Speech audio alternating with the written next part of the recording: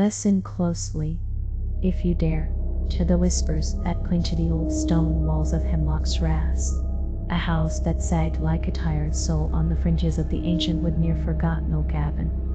It was Silas who first noticed them, not the kind of notice one gives to a cobweb or a creeping vine, but a chilling apprehension. Through drawings, scratched onto the weather-beaten fence posts bordering his land.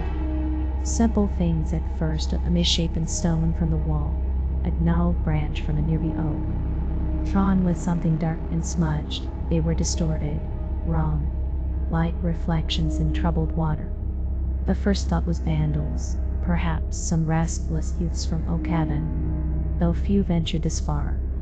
Silas cleaned them off, the rough charcoal staining his fingers. But they returned, sometimes within hours, in different spots along the boundary. Then they crept closer, found on the weathered gate leading to the drive, depicting the twisted ironwork, but with an extra skeletal curl. Later, on the sill of the woods window, a rendering of the rust-eaten latch, unnervingly accurate yet subtly grotesque, as if the latch itself were screaming. The unease settled deep within Silas. He walked the perimeter daily, searching, but saw no one. The forest watched him, silent and indifferent. The drawings became bolder, appearing closer still. Nailed to the oak front door or a depiction of the door knocker, rendered not in brass, but like a leering face with a silent maw. He ripped it down, the paper feeling cold and strangely stiff. Sleep became a fragile thing, haunted by the image of those crude lines and shadowed shapes. He started leaving lights on, peering into the darkness beyond the windows, seeing only his own fearful reflection and the impenetrable black of the woods. Then came the night he found one inside, lying on the worn rod just inside the back door, a drawing of his old, chipped porcelain dog bowl by the hearth. It was just a bowl, yet the lines conveyed pulsed with a strange, inanimate malice. After that, they were everywhere, tucked into bookshelves, lying on tables, pasted crookedly onto walls. Each one a replication of something nearby: a crooked lamp, a stack of books, a wilting house plant, but each suffused with an unnatural wrongness, a sense of life leached away or twisted into something hungry. They were copycats, yes, but they weren't merely imitating. They were replacing, leaving their flat, terrible versions behind. Silas stopped going into Oak Cabin. The thought of explaining this creeping dread felt impossible. His voice would crack. They would think him mad. Perhaps he was. He talked to the empty rooms, arguing with the silence, with the invisible artist leaving these grim tokens. He started finding drawings of himself.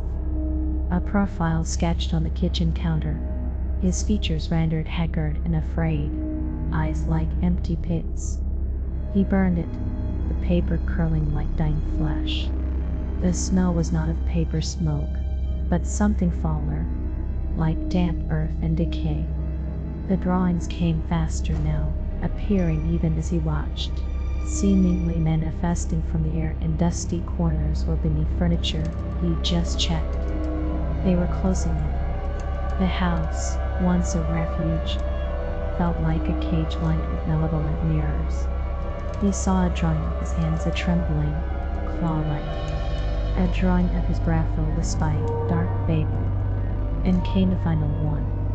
He found it on his pillow one morning, facing him. It was a drawing of his family.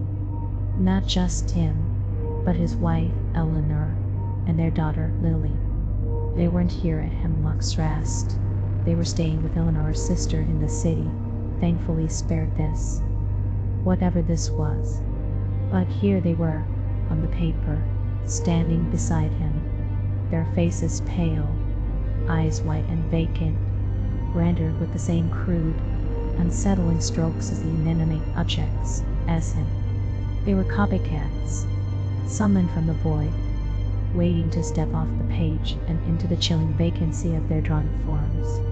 Silas looked from the drawing to the empty space beside his bed where Eleanor should be, then to the doorway where Lily's ladder used to spill.